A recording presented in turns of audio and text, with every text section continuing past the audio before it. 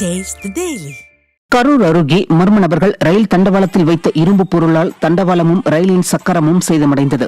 கோவையிலிருந்து நாகர்கோவில் நோக்கி செல்லும் எக்ஸ்பிரஸ் ரயில் கரூர் ரயில் நிலையத்திலிருந்து சென்று கொண்டிருந்த போது தாந்தோன்றிமலை ரயில் நிலைய கேட் அருகே இரும்பு பொருள் மீது சக்கரம் ஏறி இறங்கிய சத்தம் கேட்டதால் வெள்ளியணை ரயில் நிலையத்தில் ரயிலை நிறுத்தி நடத்திய சோதனையில் ரயிலின் சக்கரம் சேதமடைந்திருந்தது தெரியவந்தது.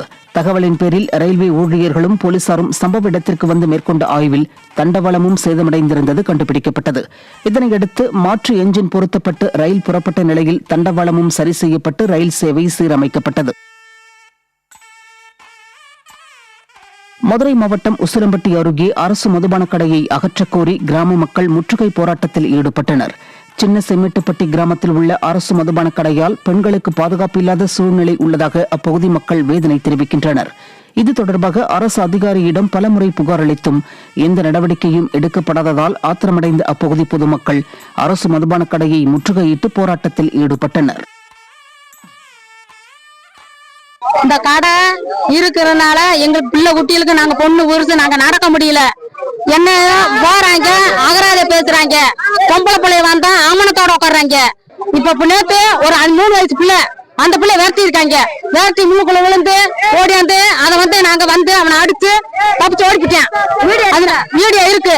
நாங்க என்னென்ன போராட்டம் பண்ண இந்த காடை எடுக்கணும்ல, எப்படியோ கலெக்டர் வராங்க, யாரா வராங்க, கடைசியில் எடுத்துட்டு போயிடுறாங்க.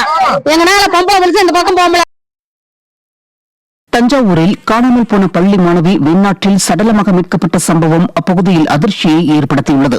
தஞ்சாவூர் பிருந்தாவனம் பகுதி TCWS நகரை சேர்ந்த வேதகுமாரின் மகள் புவனேஸ்வரி 12ஆம் வகுப்பு படித்து வந்தார்.